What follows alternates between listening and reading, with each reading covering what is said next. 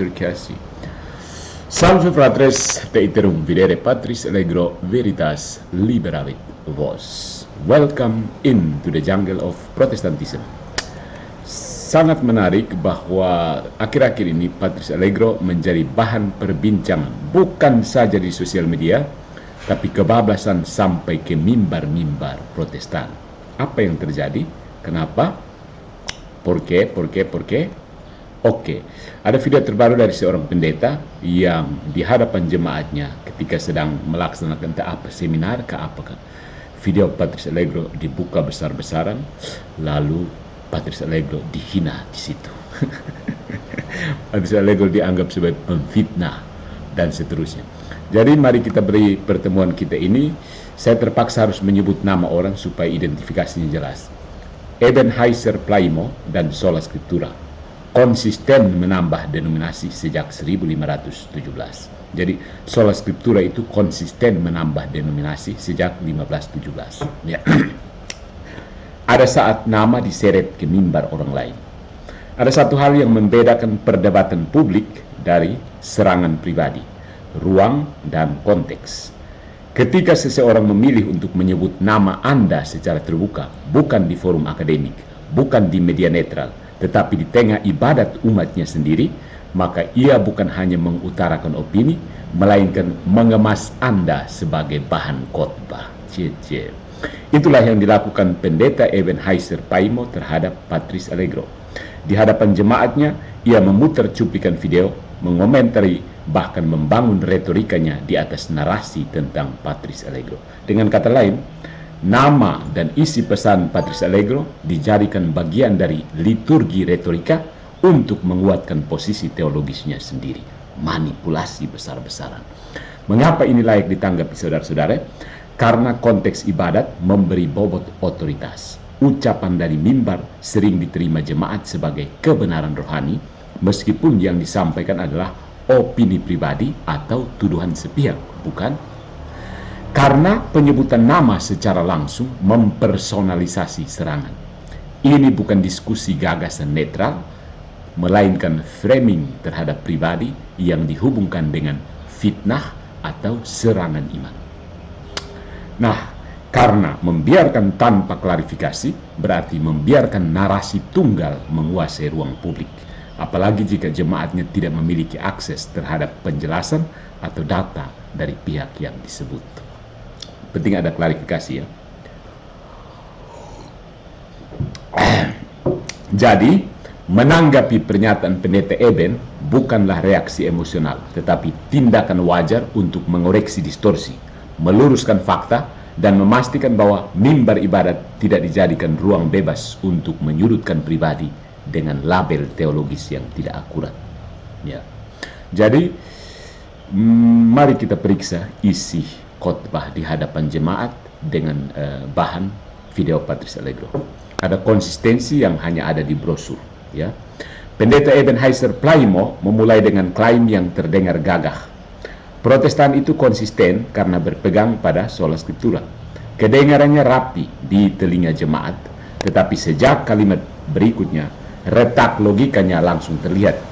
Dia sendiri mengakui ada beragam tafsir di dalam Protestan. Dan itu seperti mengaku kapal saya kokoh sambil memberitahu bahwa lambungnya bocor di beberapa tempat. Masalahnya bukan sekedar perbedaan tafsir.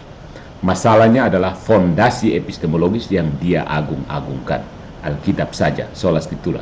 Itu tidak pernah diajarkan para rasul, tidak pernah menjadi prinsip iman gereja perdana, dan secara historis telah menghasilkan bukan kesatuan, tetapi fragmentasi masif. Dan menyebutnya sebagai konsistensi adalah seperti memuji kompas yang selalu menunjuk arah berbeda setiap kali orang menggunakannya. Ya. Di sini kita akan membalik cermin. Klaim konsistensi Protestan akan kita ukur dengan sejarah, teologi, dan logika. Hasilnya, bukan hanya konsistensi itu tidak pernah ada, melainkan kesatuan yang mereka maksud hanyalah kesetiaan pada tafsir masing-masing. Tafsir yang seringkali saling membatalkan, alias baku naik satu sama lain. Gitu. Nah, mari kita lihat apa asumsi dasar dari pendeta yang membawa video Patus Allegro ke dalam ibadat jemaat. Pertama, sola scriptura sebagai jaminan kesatuan. Pendeta Eden memposisikan sola scriptura seolah-olah dia adalah pagar besi yang melindungi Protestan dari penyimpangan. Oke, padahal pagar itu hanya ilusi. Tidak ada satu ayat pun dalam kitab suci yang mengajarkan bahwa Alkitab adalah satu-satunya sumber iman. Tidak pernah ada, saudara-saudara. Kalau ada, tunjukkan sekarang. Saya langsung pindah Protestan. Tapi beritahu dulu denom mana yang bagus. Lebih ironis lagi, sejarah reformasi sendiri membantahnya. Hanya dalam beberapa dekade setelah Luther memakukan 95 tesisnya, kesatuan itu sudah pecah menjadi Lutheran, Calvinis, Zwinglian, Anabaptis, dan puluhan cabang lainnya. Semuanya mengklaim diri paling setia pada Alkitab. Jika itu disebut jaminan kesatuan, maka ini adalah garansi yang gagal sejak keluar dari pabrik. Garansi apa yang model begitu? Baru keluar dari pabrik langsung tidak bisa dipakai lagi. Asumsi yang kedua itu perbedaan non-prinsip yang ternyata menyentuh inti iman. Eden berusaha mereduksi perbedaan ajaran menjadi hal remeh, sekedar tafsir tidak mutlak. Tapi mari kita lihat daftar hal tidak mutlak itu. Cara baptis, selam atau percik, pemahaman perjamuan kudus, sekedar simbol atau kehadiran nyata, bahkan isu trinitas di beberapa kelompok pinggiran. Ini bukan catatan kaki teologi ya, ini adalah jantung dari eklesiologi, sakramentologi, dan kristologi. Jika hal-hal ini dianggap minor, maka definisi inti iman di Protestan memang sudah tereduksi sampai tinggal kulit doang, aka kuah kosong, tanpa kemangi, tanpa jahe, lengkuas, habis juga. Ya. Asumsi yang berikutnya menolak tradisi dan magisterium tanpa memahami akibatnya. Dengan bangga, pendeta Eben berkata, kami tidak mengakui tradisi gereja dan tidak memegang magisterium. Artinya, tidak ada otoritas final yang mengakhiri perbedaan tafsir. Hasilnya, kitab suci berubah menjadi teks bebas tafsir, open source, kayak Linux ya, bebas dioprek jadi Linux versi apa saja. Di mana siapapun berhak menjadi nabi, rasul, atau penafsir tunggal bagi kelompoknya sendiri.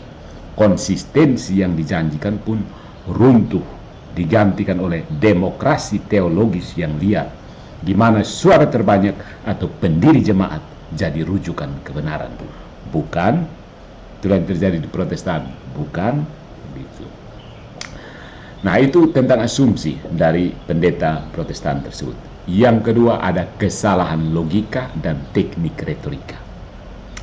Ini pegangan paling kuat untuk saudara-saudara kita di luar Katolik ketika menyerang Katolik. Yang pertama, self-contradiction, konsistensi yang membantah diri sendiri.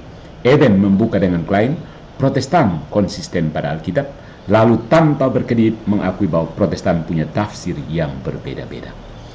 Ini sama seperti mengatakan air ini murni sambil menunjukkan bahwa warnanya keruh di setiap gelas. Dalam logika ini, menurut ilmu logika, pernyataan seperti ini sebenarnya self-defeating statement. Statement yang membantah dirinya sendiri. Premis dan pengakuannya saling membatalkan. Baku naik lagi kan. Jika sumber tunggal itu memang cukup, kenapa hasilnya tidak pernah satu ya? Coba jelaskan kepada saya. Ya. Yang kedua, ada strawman terhadap gereja Katolik. Kenapa ya pendeta-pendeta selalu tidak bebas dari strawman selama saya perhatikan? Tuduhan bahwa umat Katolik dulu tidak boleh membaca Alkitab.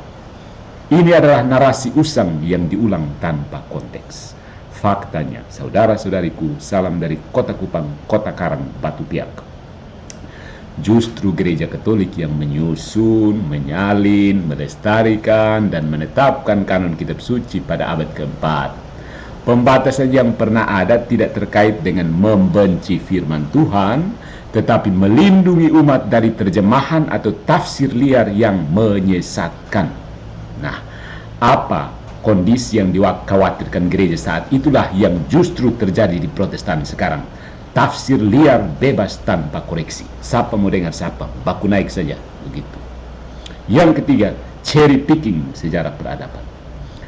Eben mengklaim Harvard dan Yale sebagai buah Protestan, sambil mengabaikan universitas jauh lebih tua yang lahir dari rahim gereja Katolik yang mereka sebut abad ke-8 itu. Bologna 1088, Paris 1150, Oxford 1167, Salamanca 1218, Krakow 1364. Dia memuji sumbangan Protestan terhadap seni, musik, dan ilmu pengetahuan, tapi menutup mata terhadap Michelangelo, Johann Sebastian Bach sebelum berpindah afiliasi ke Lutheran, Copernicus, dan Thomas Aquinas, semua produk peradaban abad gelap Katolik. Retorika ini bukan argumen, melainkan seleksi sepihak yang menyaring fakta agar sesuai narasi. Ya, kita akan lihat bahwa tidak usah lari jauh ke Yale dan mana yang disebut tadi, Harvard ke? Oke. Kita lihat jelas. Mayoritas Protestan di NTT. Juga mayoritas anak tidak sekolah di NTT. Kemiskinan paling tinggi di juga. Nah, apakah ini pelecehan? Ini fakta. Pola pikir menentukan situasi sosial juga. Nah, ada fakta historis yang tidak bisa terbantahkan. Yang pertama, fragmentasi sebagai warisan resmi reformasi. Angka tidak pernah berbohong. Menurut data Center for the Study of Global Christianity 2023, jumlah denominasi Protestan di dunia sudah melampaui 45.000 dan terus bertambah and counting. Tiap denominasi lahir bukan karena wahyu baru, bukan, tapi karena tafsir berbeda atas teks yang sama. Jika ini definisi konsistensi, maka kebingungan massal harusnya diakui sebagai karunia Roh Kudus. Nah, kemudian, ini poin yang sensitif. Katolik dan Islam, konsistensi struktural. Gereja Katolik punya magisterium yang mengikat, otoritas kolegial yang memastikan ajaran iman sama di Roma, Manila, Kinshasa, begitu. Islam memiliki sistem otoritas fikih, mazhab yang diakui luas. Hasilnya, perbedaan dalam detail, tetapi kesatuan dalam prinsip besar tetap terjaga. Protestan, dengan struktur otoritas yang desentralisasi, siapapun bisa memulai gereja di ruko kosong, mencetak kartu nama pendeta, lalu memproklamirkan diri sebagai suara murni Alkitab. Bahkan contoh seperti Edi Stivi dan Saifuddin Ibrahim, tanpa punya jemaat yang nyata, mereka bisa mengajar dengan bebas melalui akun YouTube dari luar negeri. Keren sekali kan gereja kayak gini. Yang ketiga, ada kebenaran historis. Sola Scriptura adalah inovasi abad ke-16. Itu tidak bisa disangkal. Sebelum 1517, konsep Sola Scriptura tidak pernah dikenal gereja. Para bapak gereja, dari Ignatius dari Antioquia sampai Agustinus, selalu mengajarkan iman yang berpijak pada kitab suci dan tradisi apostolik. Klaim Eben bahwa Sola Scriptura adalah fondasi asli kekristenan, ibarat seseorang yang menempelkan plat nomor baru pada mobil tua, lalu menyebutnya asli dari pabrik. Itu kesalahan logika dan retorika dari pendeta yang membawa video Patris Allegro ke dalam ibadat jemaatnya. Kemudian ada konsistensi dalam kesalahan dari pendeta tersebut. Yang pertama, kesetiaan pada doktrin yang sebenarnya tidak pernah alkitabiah. Sola Scriptura, seperti yang sudah saya katakan dan saya selalu ulang-ulang meskipun tidak mau didengarkan oleh orang-orang non-Katolik, Sola Scriptura itu ciptaan abad ke-16, bukan warisan apostolik. Tidak ada satupun rasul yang mengajarkan bahwa kitab suci berdiri sendiri tanpa tradisi yang hidup dan otoritas penafsiran gereja. Konsistensi Protestan di sini hanyalah ketekunan mempertahankan doktrin yang tidak pernah diajarkan oleh Kristus atau para rasul. Sebuah kesalahan yang diwariskan turun-temurun sejak Romo Martin Luther menolak untuk mengikuti ajaran gereja. Yang kedua, Konsili Trente. Ini vonis resmi atas Sola Scriptura dan sola-solaan lainnya. Konsili Trente 1545 sampai 1563 menegaskan dengan jelas iman Kristen berpijak pada kitab suci dan tradisi apostolik yang dijaga oleh magisterium. Sola Scriptura bukan hanya salah kaprah. Sola Scriptura secara eksplisit ditolak karena meniadakan separuh fondasi iman. Konsili bahkan menyebut bahwa siapapun yang menolak tradisi apostolik itu terkutuk. Bukan dalam arti emosional, tetapi sebagai status teologis. Artinya berada di luar batas iman sejati. Jadi Konsili Trente mengumumkan kepada dunia kekristenan saat itu ajaran sola-solaan bukan ajaran Kristen. Titik. Lalu yang ketiga, konsistensi yang menghasilkan inkonsistensi. Kok bisa ya? Jadi kita lihat, ini ironinya. Kesetiaan Protestan pada sola scriptura justru menjadi sumber utama inkonsistensi mereka. Dengan menolak otoritas penafsir resmi, setiap kelompok, bahkan setiap individu menjadi magisteriumnya sendiri. Mari saya jelaskan ya, mereka bilang mereka sola scriptura. Tidak. Mereka itu kitab suci, magisterium pendeta Protestan, dan tradisi reformasi. 3 juga macam Katolik. Setiap kelompok, bahkan setiap individu itu menjadi magisterium sendiri. Hasilnya bisa diprediksi. Semakin setia pada sola scriptura, semakin cepat dan banyak denominasi baru lahir. Konsisten? Ia konsisten dalam memperbanyak perpecahan. Jadi saudara-saudaraku, ini adalah cermin yang tidak bisa dihindari. Jika konsistensi versi Ebenezer Plymouth adalah berpegang pada sola scriptura sambil membiarkan ribuan tafsir saling meniadakan baku naik, maka mari kita jujur, itu bukan konsistensi, itu anarki teologis dengan Alkitab sebagai tameng retoris. Gereja Katolik tidak berdiri, Gereja Katolik berdiri di atas kesinambungan historis dan doktrinal sejak abad pertama. Protestan berdiri di atas teks yang sama, tetapi membiarkan setiap orang menjadi paus bagi dirinya sendiri, dan hasilnya lebih banyak sidang jemaat daripada jumlah pasal dalam perjanjian baru. Bukan? Jemaat Protestan lebih besar daripada jumlah ini. Denom maksudnya. Denom jemaatnya lebih banyak daripada jumlah pasal perjanjian baru. Jadi Eben ini dia mau menuduh Katolik itu terikat oleh tradisi dan magisterium. Memang benar, dan justru karena itu Katolik tetap satu dalam iman yang sama dari Nicea 325 sampai hari ini. Protestan bebas dari ikatan itu, dan kebebasan itu melahirkan pasar bebas doktrin di mana setiap pedagang teologi menjual kebenaran versinya sendiri, bukan? Maka kalau cermin ini dipasang di depan wajah klaim kami konsisten, yang tampak bukan potret kesatuan, melainkan mosaik retak. Setiap kepingnya mengklaim sebagai gambar utuh. Dan itulah realitas yang tidak bisa disembunyikan di balik jargon. Oke, ada beberapa kutipan resmi dari Konsili Trente dan bapak-bapak gereja. Yang pertama dari Konsili Trente, yaitu Fonis atas sola scriptura. Itu dari Dei Verbum et Traditionis, edisi 4, 8 April 1546. Dalam bahasa Inggris, terjemahannya seperti ini. Kebenaran dan ajaran ini terdapat dalam kitab suci yang tertulis dan dalam tradisi yang tidak tertulis, yang diterima para rasul dari mulut Kristus sendiri, atau dari para rasul yang dengan bimbingan Roh Kudus disampaikan kepada kita bagaikan dari tangan ke tangan. Konsili dengan jelas menyatakan bahwa kebenaran dan ajaran ini dipelihara dalam gereja Katolik, baik dalam kitab suci maupun dalam tradisi tak tertulis. Ya. Kemudian ada kanon pertama dari sola scriptura.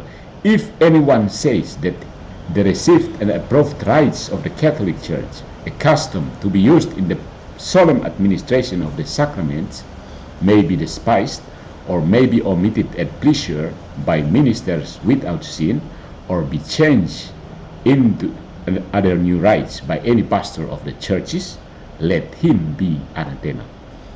Artinya, konsili secara eksplisit itu menolak otoritas pribadi di atas tradisi apostolik. Sola scriptura yang menempatkan otoritas akhir pada penafsir individual secara teologis masuk dalam kategori ajaran yang terkutuk, anathema. Yang kedua, ada dari Bapak Gereja, ini kesaksian sebelum reformasi, Santo Basilius Agung, 379. Terjemahannya seperti ini. Dari dogma dan ajaran yang dipelihara dalam gereja, sebagian kita miliki dari ajaran tertulis, dan sebagian lagi kita terima dari tradisi para rasul yang disampaikan kepada kita dalam misteri. Keduanya memiliki kekuatan yang sama dalam kesalehan, dan tidak seorang pun akan menyangkal hal ini, setidaknya tidak orang yang sedikit saja memahami tata kehidupan gereja. Bahasa Inggrisnya apa? Saya terjemahkan kurang bagus. Both have the same force in piety, and no one would deny this. No one, at least, who is even moderately versed in ecclesiastical institution. Dia memahami tata cara kehidupan gereja. Setidaknya tidak bagi orang yang sedikit saja memahami tata kehidupan gereja. Kemudian dari Santo Yohanes Chrysostomus 407, terjemahannya seperti ini. Maka saudara-saudara, berdirilah teguh dan peganglah tradisi yang telah kamu terima dari kami, baik secara lisan maupun tertulis. 2 Tesalonika 2:15. Jelaslah, mereka tidak menyampaikan segala sesuatu lewat surat, tetapi banyak hal yang tidak tertulis, dan keduanya sama-sama layak dipercaya. Karena itu, marilah kita menganggap tradisi gereja juga layak dipercaya. Itu adalah tradisi, jangan cari-cari lagi. Ini kata Yohanes Chrysostomus. Kemudian Santo Agustinus dari Hippo, orang kudus favorit yang sering dikutip cherry picking oleh orang Protestan. I would not believe the gospel had not the authority of the Catholic Church already moved me. Ditulisnya di dalam Contra Epistolam Manichaei 5:6. Terjemahannya seperti ini. Jangan guncang ya, pegangan, fasten your seatbelt. Aku tidak akan percaya kepada Injil seandainya otoritas gereja Katolik tidak terlebih dahulu menggerakkanku. Jadi, baik Konsili Trente maupun para bapak gereja konsisten mengajarkan bahwa kitab suci tidak pernah berdiri sendiri terlepas dari tradisi apostolik dan otoritas penafsir resmi, yaitu magisterium. So, klaim sola scriptura bukan saja cacat logis dan historis, tetapi secara teologis ditempatkan di luar iman Kristen. Itu makanya disebut bidat, heretik, anatema. Itu bukan makian, itu posisi teologis yang jelas. Nah, saudara-saudara, mengapa Patris Allegro diseret ke mimbar Protestan oleh pendeta-pendeta? Selain Ebenezer ini ada pendeta Mel Atok juga menyeret nama Patris Allegro ke dalam ibadat Protestan ya. Patris Allegro sudah jadi santu di Protestan ini. Divenerasi dalam ibadat Protestan. Nah, kalau saya membaca dan menyimak seluruh isi khotbah dari Ebenezer, ketakutan mendasar pendeta Ebenezer Pemo dan kemungkinan banyak pendeta lainnya sebenarnya cukup jelas. Dan bukan soal Patris Allegro semata. Ada beberapa lapis. Yang pertama, takut jemaatnya mulai mengambil data dari luar ekosistem gerejanya. Jadi, begitu dia memutar video Patris Allegro di dalam ibadah, lalu buru-buru memposisikan itu sebagai fitnah terhadap Protestan, itu tanda bahwa dia takut jemaatnya menganggap ada logika atau data yang sah dari pihak Katolik. Dia khawatir sumber informasi jemaat tidak lagi tunggal, yaitu mimbar gerejanya sendiri. Yang kedua, takut pada cermin yang memantulkan fragmentasi Protestan. Patris Allegro menyinggung fragmentasi internal Protestan dan perbandingan konsistensi dengan Katolik. Eben sendiri mengakui perbedaan tafsir yang luas, tetapi berusaha memframe itu sebagai tidak mutlak agar terlihat aman. Artinya, dia sadar masalah itu nyata, tapi takut jika jemaat mulai melihatnya sebagai kelemahan struktural. Kemudian yang ketiga ada takut bahwa otoritas mimbarnya tergeser oleh perdebatan publik. Di dalam ibadah, dia memegang kendali penuh atas narasi dan interpretasi Alkitab. Tapi di ranah publik, terutama media sosial, Patris Allegro punya gaya retorika yang berani, data yang siap pakai, dan tidak tunduk pada format khotbah yang hanya cari ayat, pasang. Cari ayat, pelintir, pasang. Cari ayat, pelintir, pasang. Itu ancaman langsung pada monopoli narasi. Kemudian takut jemaat mengajukan pertanyaan yang dia tidak mau jawab. Ya. Dia berulang kali menegaskan, kita konsisten pada Alkitab sambil menyapu perbedaan doktrin ke kategori non-prinsip. Itu taktik menghindar dari pertanyaan sulit. Jika kita sungguh konsisten, mengapa tafsir dan praktik kita berbeda secara mendasar, alias kita baku naik terus? Begitu maksudnya. Kalau disederhanakan, saudara-saudari, ketakutan mendasarnya adalah kehilangan kendali atas narasi dan opini teologis jemaatnya. Apalagi jika jemaat mulai menguji khotbahnya dengan sumber di luar gerejanya, termasuk dari TikTok kan, Patrice Allegro. Begitu kan? Jadi ini adalah hak jawab saya ketika video dan gagasannya saya dibuang konteksnya dan dipasang ke dalam satu liturgi peribadatan sekelompok denom yang saya tidak tahu di mana. Pokoknya itu mirip Katolik lah, sedikit mirip Katolik. Di situ kan ada sebut Tuhan Yesus di situ.